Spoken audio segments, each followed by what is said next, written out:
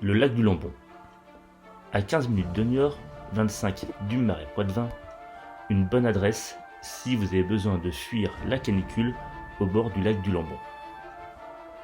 D'une superficie de 15 hectares, le lac du Lambon se situe sur les communes de Vitré et Praille dans le département des Deux-Sèvres en région Nouvelle-Aquitaine. Le Lambon circule dans la campagne de Sévrienne jusqu'à former un lac sur la commune de Praille.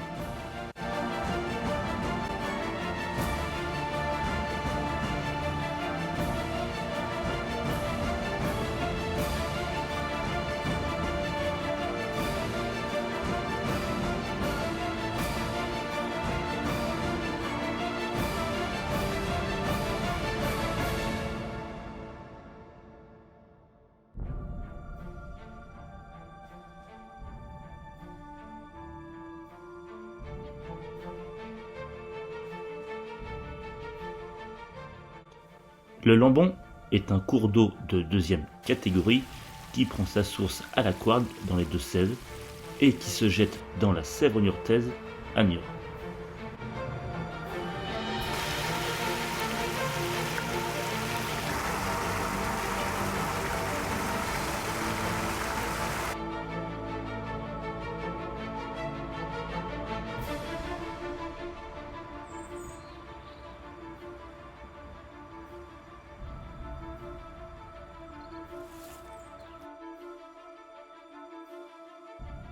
Le Lambon prend sa source à Goux, commune de la Couarde, à une altitude de 150 mètres. Il naît d'une multitude de sources qui ont la particularité d'être situées à la cote 155 environ au-dessus du niveau de la mer.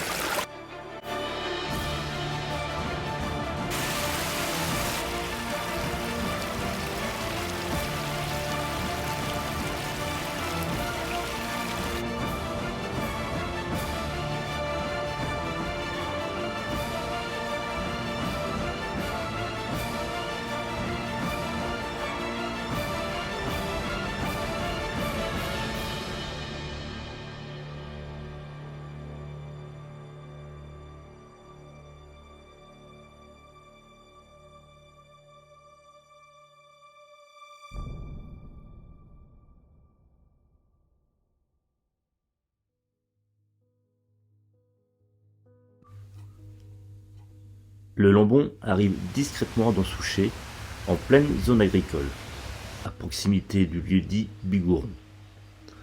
Il serpente le quartier, souvent camouflé dans un écrin de verdure, sur une longueur de 5 km, soit près de 15% de sa longueur totale.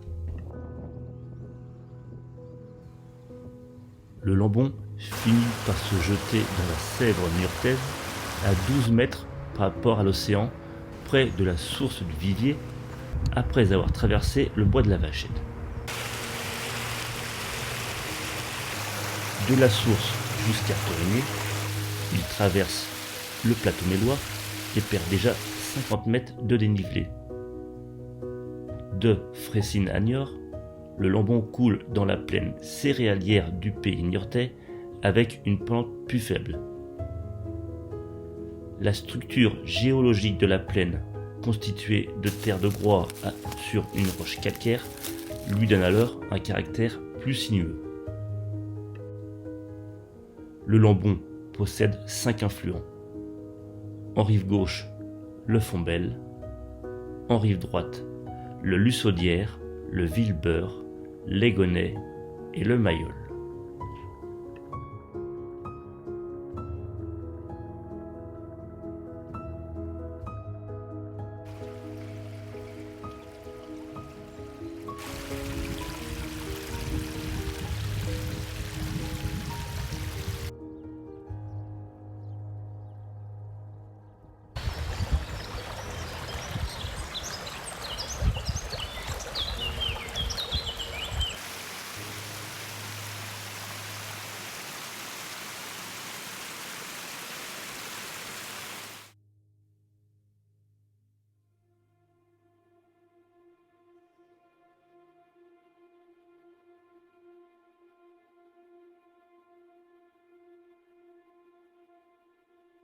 Le régime hydrologique du Lambon s'avère très perturbé du fait d'étiages sévères. Des assèchements réguliers et répétitifs sont observés sur un tiers du linéaire jusqu'à 8 années sur 10.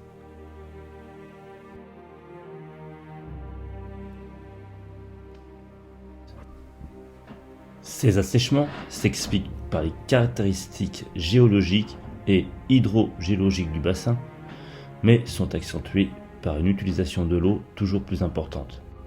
Captage, forage ou réalisation d'étangs parallèlement au lit du Lambon. Ce phénomène d'assèchement s'accompagne de perturbations et d'une dégradation des berges. Par ailleurs, la qualité de l'eau y est très fluctuante.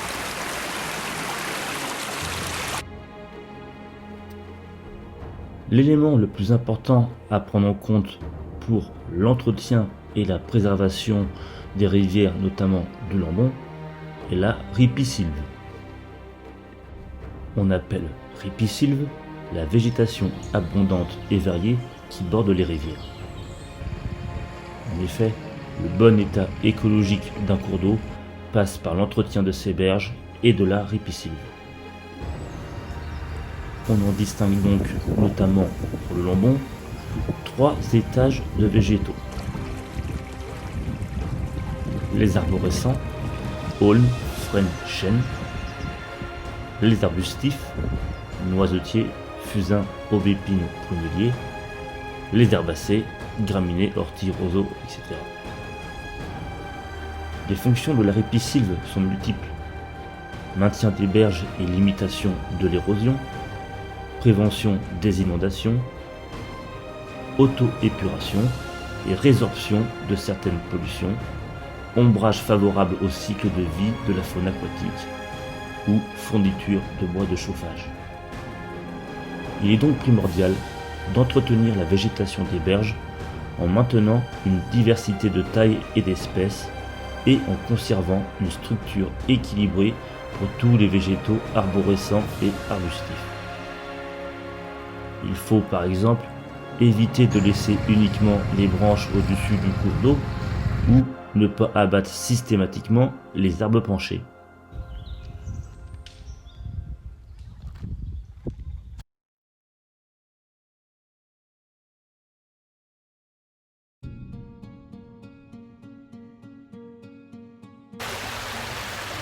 Le Lambon traverse dans sa première partie un territoire où les protestants étaient nombreux au XVIIe siècle. Cette communauté protestante subit en 1681 les premières persécutions appelées dragonnades. Les dragons étaient envoyés par Louvois, le ministre de la guerre de Louis XIV. Ils servaient en temps ordinaire à percevoir l'impôt. C'est ainsi que des soldats, cavaliers, furent chargés de convertir par la force les protestants en catholiques. Jean Migaud, dans son journal, relate le passage en 1681 des cavaliers et des violences engendrées par ceux-ci. Les protestants qui n'abjuraient pas étaient menacés et se cachaient. Leur mobilier était détruit ou vendu à vil prix aux papistes, catholiques voisins. Jean Migaud était lecteur et maître d'école et enseignait les préceptes du protestantisme aux jeunes enfants. Jean Migaud est né en 1645 et vécut près du Lambon. Son père Louis est décédé aux touches de Torigné en 1662. Pour échapper à ces persécutions, Jean Migaud s'exila avec sa nombreuse famille en Hollande. Il partit du port de La Rochelle en avril 1688 et il termina sa vie en exil. Vers 1990, le petit pont de Bellevue fut restauré par la commune de Torigné. Ce petit pont était réservé aux piétons et mulets qui apportaient le blé au moulin. Les charrettes devaient passer à gué à la gauche du pont. Ce petit pont enjambe le Lambon. Il jouxtait le moulin des Basses-Touches, aujourd'hui disparu, maison natale présumée de Jean Migaud.